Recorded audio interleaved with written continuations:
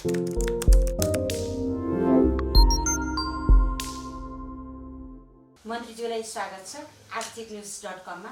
आज हामीसित श्रम मन्त्री रामेश्वर यादव हुनुहुन्छ र उहाँलाई आज हामी यो कोभिडले श्रम बजारमा पारेको असर र राज्यले लिएका नीति अनि श्रम बजारमा वर्षिनै आउने बेरोजगारको समस्यालाई चाहिँ समाधान गर्न उहाँले के पहल गरिरहनु भएको छ यस विषयमा चाहिँ हामी बढी केन्द्रित हुनेछौँ। स्वागत छ मन्त्रीज्यू यहाँलाई। मन्त्रीज्यू अहिले के गर्दै हुनुहुन्छ? वास्तवमा हजुरको दिनचर्या कसरी बितिरहेको छ? मेरो दिनचर्या त दुखीहरूको गिन्ती गरेर बितिरहेछ। हजुर। किनभने यो कोभिड-19 को सबभन्दा बढी असर श्रमिकहरूलाई परेको छ। हजुर। र श्रमिक भनेको श्रम मन्त्रालयको लागि एउटा सबभन्दा सम्मानित ठाउँ हो। सम्पूर्ण श्रमिकहरूको हक हितको लागि के गर्न सकिन्छ? देशभित्र भएका श्रमिकहरूलाई के समस्या छ, देश बाहिर रहेकालाई के समस्या छ, देशभित्र रहेका श्रमिकहरूको समस्या समाधान गर्नलाई के गर्नुपर्छ, राज्य स्तरबाट के गर्नुपर्छ, निजी स्तरबाट के गर्नुपर्छ, यो विदेशमा रहेका श्रमिकहरू जुन यो कोभिड-19 को यो प्रकोपको कारणबाट जुन अवस्था सृजना भएको छ र हजार यो श्रमिक दाजुभाइ दिदीबहिनीहरू जुन यो रोजगार गुमाएका छन् र यो अफिस पनि डेरा पनि सबै छुटिसकेको अवस्था छ। उनीहरूको उठीबास हुने अवस्था छ। त्यही यस्तो अवस्थामा उनीहरूको जुन अवस्था दयनीय भएको छ, उनीहरू खाना लाउन बस्न अप्ठ्यारो भएको अवस्थामा त्यसलाई व्यवस्थापन कसरी गर्ने है, त्यसको लागि राज्यले कस्तो नीति लिने त्यो विषयमा प्रायःजसो सरकारका अरू निकायहरूसँग पनि छलफल भइरहने।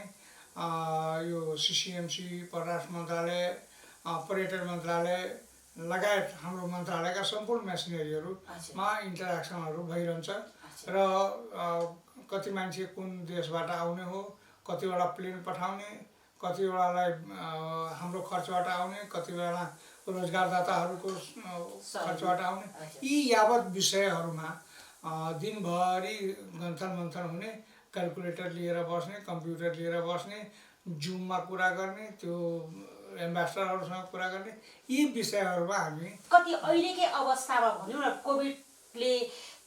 कोभिड प्रकोपको कारणले, महामारीको कारणले गर्दाखेरि चाहिँ अलपत्र बसेर जसले रोजगारी गुमाएर बसिरहनु भएको छ विदेशी भूमिमा, त्यस्तालाई फर्काउनको लागि अहिलेको अवस्थामा हजुरले गर्नुभएको पहलहरू चाहिँ पर्याप्त छ जस्तो लाग्छ कि लाग्दैन? हजुरलाई के लाग्छ? न्याय गरिरहेको छु भन्ने लाग्छ हजुरलाई? यो बडो कठिन प्रश्न सोध्नु है। म जहाँ बसेको छु, मेरो जुन हट सिटमा जहाँ बसेको छु, त्यो हट सिटको हैसियतले, हट सिटमा बसेको मन्त्रीको हैसियतले बोल्दा एउटा कुरा हुन्छ र व्यक्तिगत अनुभूति एउटा कुरा हुन्छ है।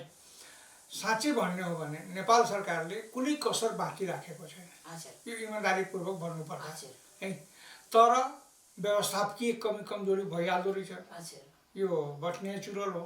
र त्यसमा अहिले नेपाल सरकारको पहलमा, श्रम मन्त्रालय लगायतको पहलमा हाम्रो देशभित्र अहिले 70,000, अहिले लेटेस्ट 70,000 जति मान्छे श्रमिकहरू दाजुभाइ दिदीबहिनीहरू हामी ल्याइसक्यौँ है।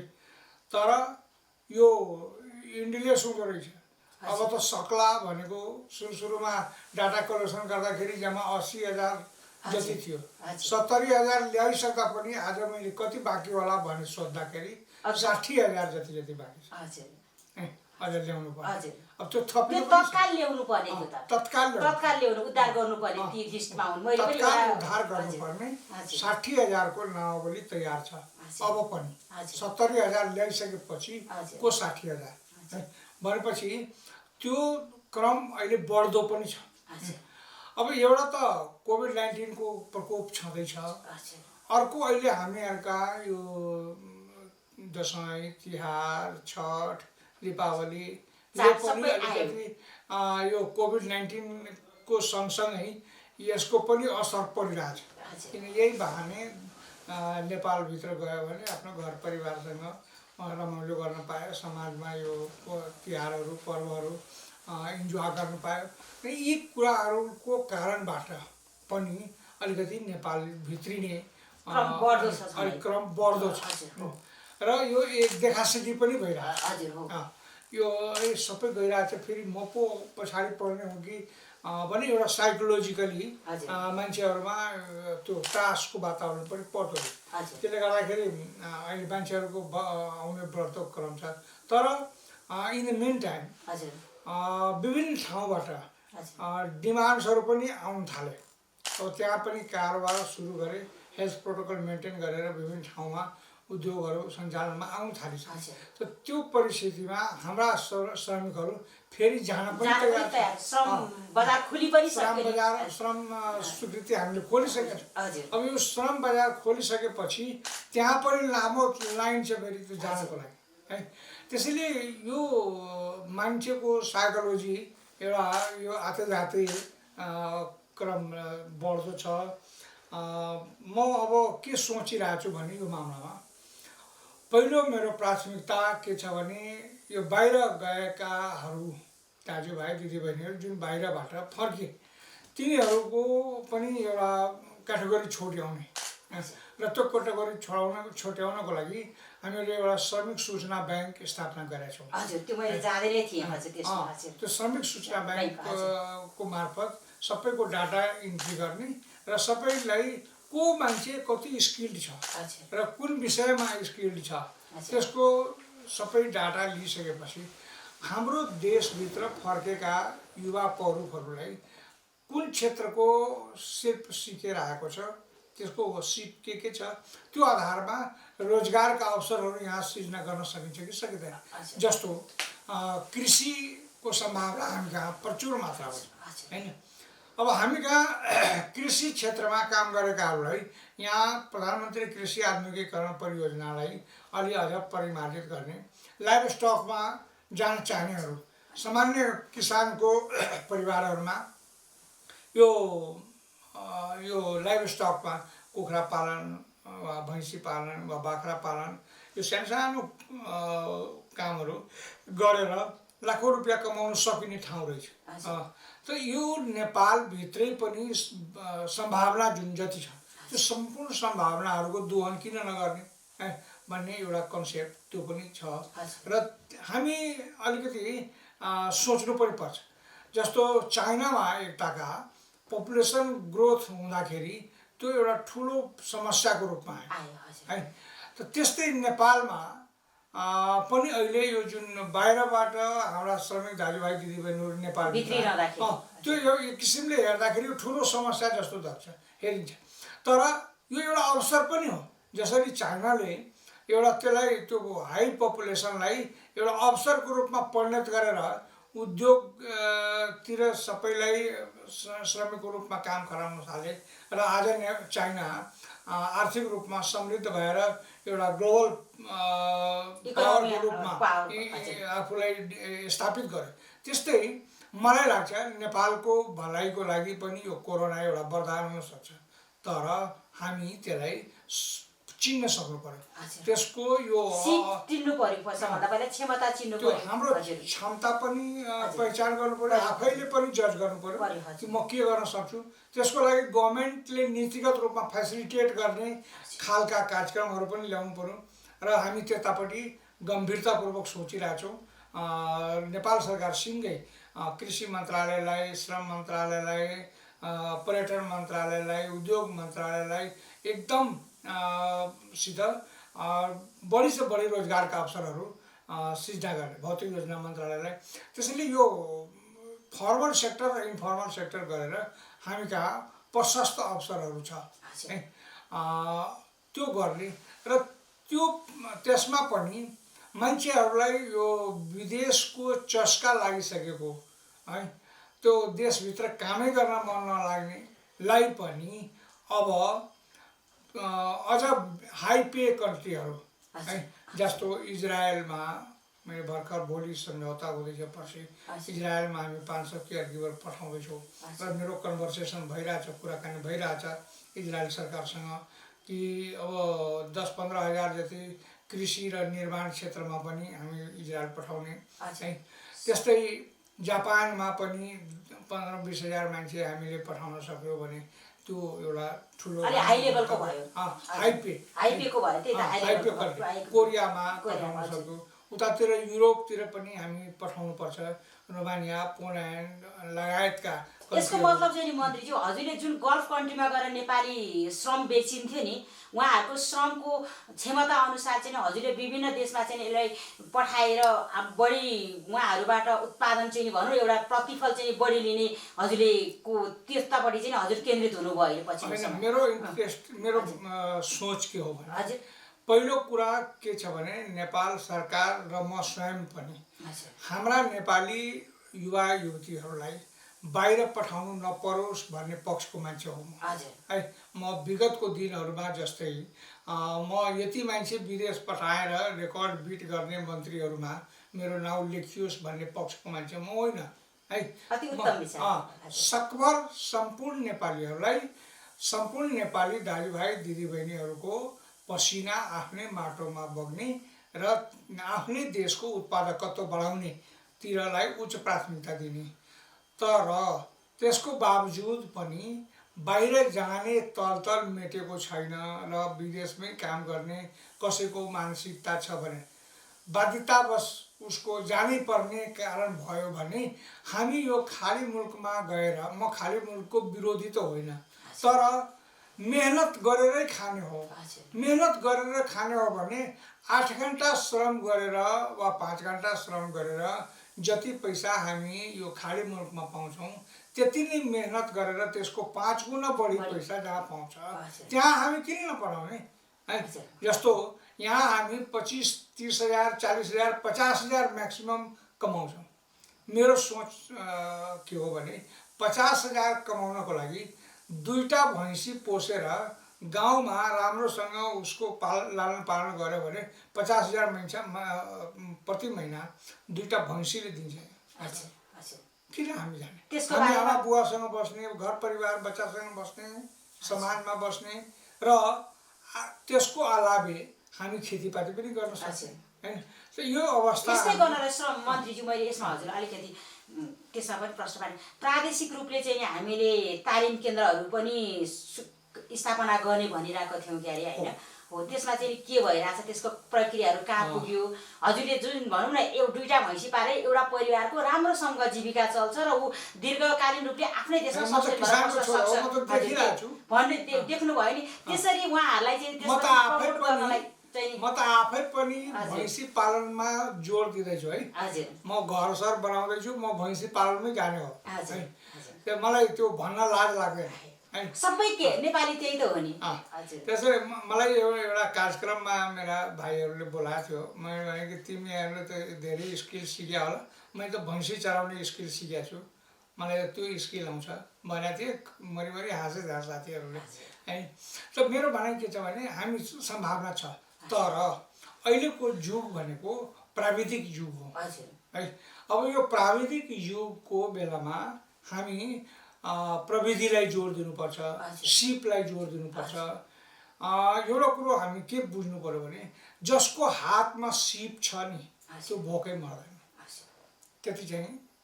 त पहिले प्रत्येक श्रमिकलाई सिप दिनु पर्यो है। त्यो सिप दिनको लागि म नेपाल सरकारका सम्पूर्ण युनिटसँग सामान्य प्राइम मिनिस्टरलाई समेत पनि हामीले भनेका छौँ र यसपालिको नीति र कार्यक्रममा सामान्य राष्ट्रपतिले सम्बोधन गर्नुभयो, अर्थमन्त्रीले त्यसको सम्बोधन गर्नुभयो कि अब 7 प्रदेशमा हामी ट्रेनिङ सेन्टर खोल्छौँ भनेर बजेटमै भएको कुरा हो, नीति तथा कार्यक्रममा आएको कुरा। त्यसैले मेरो सोच के हो भने यहाँ भएको ट्रेनिङ सेन्टर जस्तै र त्यसभन्दा पनि उम्दा किसिमको अति अत्याधुनिक वैज्ञानिक हिसाबको ट्रेनिङ सेन्टरहरू 7 प्रदेशमा खोल्ने र रेजिडेन्सियल खोल्ने है। कमसेकम त्यो जति डिमान्ड्सहरू बाहिर हुन्छ त्यति नै स्किल बढेर जाने त्यस्तो हामीहरू कार्ययोजना बनाएका छौँ। र त्यो कार्ययोजना बनाउँदाखेरि एउटा नन स्किल्ड मान्छेले 5 रुपियाँ पाउँछ भने स्किलले निश्चित रूपमा 8 रुपियाँ है। 10 रुपैयाँ नै पाउन सक्छ, 10 रुपियाँ पनि पाउन पाउन सक्छ। सक्छ। त्यसैले हाम्रा नेपाली दाजुभाइ दिदीबहिनीहरू सम्पूर्ण युवा युवतीहरूलाई हामी कुनै न कुनै स्किल दिएरै पठाउने हो है। वा देशभित्रै काम गर्ने हो भने पनि स्किल भएर काम गर्दाखेरि उसको उत्पादकत्व बढ्यो, उसको आयको स्रोत बढ्यो, उसको जीवन सुरक्षाको कुराहरू अलिक बढी भयो, अलिक बढी सुरक्षित हुने भयो अपेक्षाकृत अनुश्रेण मान्छेको। त्यसैले र राज्यले पनि रेमिटेन्स बढी पाउने भयो। त्यसैले कुनै पनि दृष्टिकोणले अनस्किल्ड मान्छेलाई हामी बाहिर पठाउनु हुँदैन वा काममा लाउनु हुँदैन। प्रत्येक श्रमिक जो श्रम गर्न खोज्छ, श्रमलाई नै आफ्नो जीवनको आधार मान्दछ, तिनीहरूलाई सबभन्दा पहिले स्किलमा जोड दिनुपर्छ। चोइस उसको हो है, कुन चाहिँ मामलामा इन्ट्रेस्टेड छ। त्यो कृषि हुनसक्छ वा कुनै यो प्राविधिक के अरे मेकानिकल सेक्टर हुनसक्छ वा यो कन्स्ट्रक्सन सेक्टर हुनसक्छ वा हस्पिटालिटी हुनसक्छ। तर जुन सेक्टर जुनसुकै सेक्टरमा पनि स्किल नसिकिकन बाहिर गयो वा देशभित्रै काम गर्यो भने त्यसको हरेक दृष्टिले आम्दानी पनि कम, उत्पादकत्व पनि कम र रेमिटेन्स पनि कम हुने भएकोले स्किललाई म जोड दिन खोजिरहेको छु र सातै प्रदेशमा स्किल सेन्टर खोल्ने मेरो यो प्रतिबद्धता छ। कहाँ पुग्यो त्यो खोल्ने चाहिँ नि? 3 नम्बर प्रदेशमा समस्या भएन, किनभने यहाँ काठमाडौँमा हाम्रो सरकारी स्तरमा पनि छ र विविध यो आउटसोर्सिङवाला ट्रेनिङ सेन्टरहरू पनि धेरै छ। त्यसैले काठमाडौँ 3 नम्बर प्रदेशको लागि समस्या भएन र अरू पनि यो प्रदेशहरूमा जग्गाहरू उपलब्ध हुन थालिसक्यो। जस्तो 2 नम्बर प्रदेशमा एउटा नगरपालिकाले 10 बिघा जग्गा दिएको छ, उपलब्ध गराइदियो यो ट्रेनिङ सेन्टरको स्थापनाको लागि। त यो पनि एउटा नयाँ नजिर भयो हैन। अब त्यो 2 नम्बर प्रदेशको जुन नगरपालिकाले दिएको छ जग्गा, त्यो बागमती नगरपालिकाले दिइसकेको छ। त्यस्तै मेरो अन्य प्रदेशहरूमा पनि कुरा भइरहेछ र जुन प्रदेशले हामीलाई जग्गा उपलब्ध गराउँछ त्यो प्रदेशलाई उच्च प्राथमिकताका साथ हामी अगाडि लाने। अब यसलाई कुन मोडलमा लैजाने त्यो हामी चिन्तन गर्दैछौँ। त्यसको लागि हामी कुन मोडलमा लैजाने एउटा चिन्तन भयो हैन मन्त्रीज्यू। अनि अर्को पाटो चाहिँ हाम्रो देशमा चाहिँ हाम्रो बजेटरी सिस्टमबाट वर्षै पछि चाहिँ अर्बौं रुपैयाँ तालिमको लागि, सिपको लागि, सिप विकासको लागि भनेर खर्च भइरहेको हामीले त्यो पल्टायो भने देख्न सक्छौँ, स्पष्टै छ ती कुराहरू। तर त्यसको युटिलाइज चाहिँ नि एकदमै कम, न्यून मात्रामा छ। रिटर्न भएको छैन हैन। हजुरले यसमा फोकस भएर जुन श्रमिक अर्थात् जुन जनशक्तिलाई चाहिँ हामीले तालिममा केन्द्रित गर्यौं र तालिम अनुसारको उहाँहरूलाई हामीले रोजगारी दिन सकेनौं नि हैन। उहाँहरू एकतिर विक्षिप्त हुनु भएको छ, अर्कोतिर राज्यको ठुलो धनराशि त्यसमा खर्च भइरहेको छ र उनीहरू बाध्य भएर विदेश जान के अरे वर्षौं विदेशमा गएर पसिना बगाउन बाध्य पनि हुनुहुन्छ। हो त्यो अवस्थाबाट निकालेर हजुरले त्यो हाम्रो भएको लगानीलाई चाहिँ त्यसमा प्रतिफलको रूपमा लिएर आउन चाहिँ के गर्नुहुन्छ? अब बडा राम्रो कुरा उठाउनु भयो। सबभन्दा पहिले त के छ भने हाम्रो आर्थिक अवस्था जुन छ त्यसमा त्यो हेर्ने हो भने सरकारले नै सातै प्रदेशमा ट्रेनिङ सेन्टर खोलेर त्यसको इन्फ्रास्ट्रक्चर बनाउनेदेखि लिएर त्यसको त्यो अति वैज्ञानिक हिसाबमा इन्टरनेसनल स्ट्यान्डर्डको यो ट्रेनिङ सेन्टरहरू बनाउँदाखेरि धेरै व्यवहारिक कठिनाइहरू पर्न सक्छ। त्यसको लागि मेरो सोच के हो भने विकल्प पनि खोजौँ। हामी प्राइभेट पार्टनरसिपमा पीपीपी मोडलमा जाने कि पब्लिक प्राइभेट र यो डोनरहरू समेत त्यो साझेदारी कन्सेप्टमा जाने कि है। त्यसमा के हुन्छ भने सरकारको पनि सेयर हुन्छ, पब्लिकको पनि हुन्छ हैन, निजी क्षेत्रमा अरू डोनरहरू पनि, त्यो विदेशी पार्टनरहरू आयो भने त्यो पनि हुन्छ हैन। त्यसैले त्यो मोडलमा जाने कि सरकारले आफै पनि गर्न सक्ने स्थिति भयो भने त्यसलाई क्रमशः बढाउँदै जाने कि त्यसको बारेमा हामीले निर्णय गरिसकेका छैनौँ। तर यो निर्णय हामी गरिसक्यौँ कि सातै प्रदेशमा ट्रेनिङ सेन्टर खोल्ने र वेल इक्विप्ड। आज बाहिर म सुन्दैछु हजुर। कि खाडी मुलुकहरूमा यो हरेक कामदार रोजगारदाताको गेटमा हजुर। फर्स्ट फिलिपिनो भनेर लेखेको हुन्छ अरे हजुर, है। हजुर। फिलिपिन्सले आफ्ना सम्पूर्ण श्रमिकहरूलाई वेल इक्विप्ड हिसाबमा ट्रेन्ड बनाएर भन्छ, हो। त्यसरी उनीहरूले पहिले प्राथमिकतामा फिलिपिन्सलाई दिन्छ। हजुर। म चाहन्छु अब जो वैदेशिक रोजगारमा जान चाहन्छ जाने बाध्यतावश नेपाल सरकारले जान दिने पक्षमा छैन, हजुर। तर बाध्यतावश उसले जानै पर्ने परिस्थिति आयो भने त्यस्तो अवस्थामा फर्स्ट नेपाली भनेर बोर्ड देखिएको अवसर हामी फिलिपिनो जस्तै बनाउँछु भन्ने हजुरको सोच। मेरो आशा त्यो हो, हजुर, है। हजुर। त्यसैले त्यतापट्टि हामी जोड दिने हो, हजुर, है। हजुर। यो मेरो दोस्रो प्लान। जस्तो पहिलो श्रमिक सूचना ब्याङ्क गरे। श्रमिक सूचना ब्याङ्कको अभावमा सबभन्दा प्रब्लम के आएको छ भने यो देशमा श्रमिक को हो र कति हो त्यसको कुनै डाटा छैन, है। हामी जहाँबाट आएछौँ हामी किसानको छोरा हो। किसान पेसामा कृषि पेसामा लागेका श्रमिकहरू जन्मेदेखि नमरुन्जेलसम्म, है, मजदुरी गरेरै उसको सारा जिन्दगी बित्छ, तर उसँग पहिचान पत्र छैन। ऊ श्रमिक हो कि किसान हो कि कुनै पेसासँग आबद्ध हो, उसको पेसा के हो त्यो थाहा भएन, है। उसको सोसल सेक्युरिटी छैन, आइडेन्टिफिकेसन छैन, सोसल सेक्युरिटी छैन, इन्सुरेन्स छैन, है। अब बेसहारा जस्तो, है, कसै कतैको रेकर्ड छैन। त्यसपछि कुनै तथ्याङ्क छैन। कति प्रतिशत मान्छेहरू हाम्रा कृषि मजदुरीमा लागेका छन्। अब कृषिसँग जोडिएका हँसुवा कोट्ने पनि त श्रमिक हो नि, हँसुवा बनाउने, हलो बनाउने, है, यिनीहरू पनि त श्रमिक हो नि। उनीहरूको कहीँ डाटा छैन, है। भनेपछि श्रमिक सूचना ब्याङ्कले अब फर्मल सेक्टरका सम्पूर्ण श्रमिकहरूको रेकर्ड त राख्छ नै। इन्फर्मल सेक्टरमा हामी कहाँ हजाम कति छ, हामी कहाँ त्यो काठको काम गर्ने कति छ, हामी कहाँ त्यो हँसुवा बनाउने लोहार कति छ, हामी कहाँ कृषि मजदुर कति छ, पशुपालनमा खटेका मजदुरहरू कति छन्, ती सबैको डाटा हामी त्यहाँ राख्छौँ र हामी एउटा पहिचान पत्र दिन्छौँ सबैलाई। र त्यो पहिचान पत्रको आधारमा अब व्यवस्थापन गर्न सजिलो हुन्छ। जस्तो यसपालि नेपाल सरकारले कोभिड-19 को प्रथम आक्रमण हुँदाखेरि जुन दैनिक जालाधारीमा काम गर्ने श्रमिकहरूलाई हामीले त्यो व्यवस्थापन गर्न सकेन, है। किनभने को हो त दैनिक जालाधारीमा काम गर्ने, कसको रोजगार छुटेको छ, पहिचान छैन, कहीँ रेकर्ड छैन। परिणाम के भयो भने अरबौँ रुपैयाँ हामी राहतमा बाँड्यौँ। प्रदेश सरकारले, स्थानीय सरकारले, वडा सरकारले सबैले हामीले राहत बाँड्यौँ, तर हु गट इट, है, हामीसँग त्यसको तथ्याङ्क सबै ठाउँमा छैन। पीडित अझ पीडित भएर बसिरहेछ। त्यहाँ पाउनु पर्ने लक्षित व्यक्तित्वले पाएन, नपाउनु पर्ने हुने खानाले पायौँ। धेरै ठाउँमा त्यस्तो पनि भयो।